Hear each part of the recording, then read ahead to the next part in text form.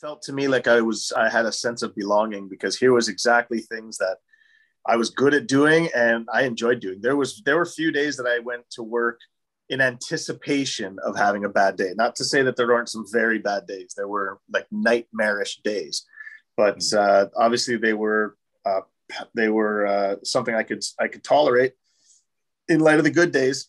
And it just seemed for me like a really perfect fit. I'll say it on day one, despite the fact that I didn't love the conditions that the animals were living, but who was I to speak to them, of them? This was a celebrated industry. This is a place that was wildly successful.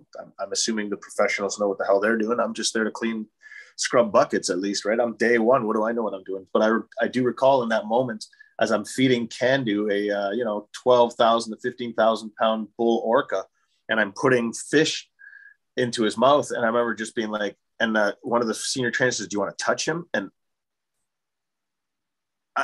I still to this day cannot tell you what it felt like to just look over at the trainer who's like, "Go ahead and touch him." I mean, just to be told that I could be within a certain proximity of this animal, never mind feed him, and then to be told to touch him. That feeling of touching a whale for the very first time is one very few people in the world will ever do.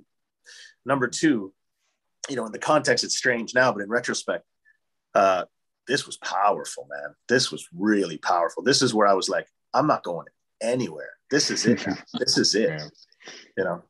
And then I guess you could say it was a dream job. I wouldn't have known it, but I fell ass backwards into what I felt like a job that I had the most belonging in.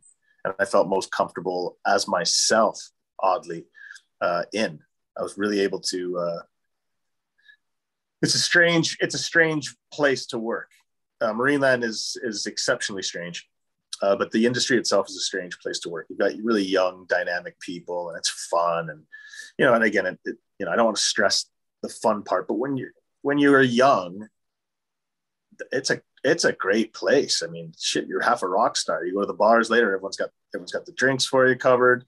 You're bringing your friends sometimes after hours for shits and giggles to go hang out with dolphins and whales. It's a mom and pop joint. It's not some big corporation. So, I mean, you became family with the family. It was just said and done. It was just, it quite literally was that. It's a mom and pop joint just that got wildly successful and, purported to be major employers of the area and to be major this, major that. But at the end of the day, it really was quite a small operation. So when you got into it, it did feel like sort of family.